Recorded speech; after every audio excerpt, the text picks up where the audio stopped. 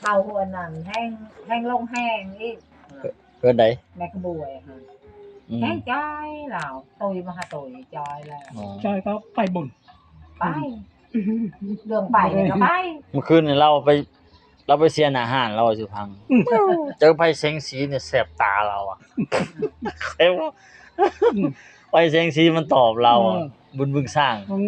เราเอานี่เช้าใช่ห่มบ่เราเอาเช้านี่มันแสบตามันเหลื่อมตานั้นแสงไปตาเสียงไผ่เข้าหันช่างเสียงไผ่เสียงสีไผแสงสีชีเหลืองชีแดงเนาะอ้าวจ้า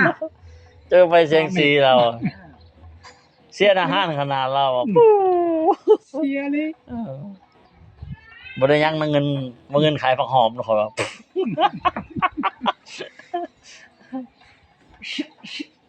โอ้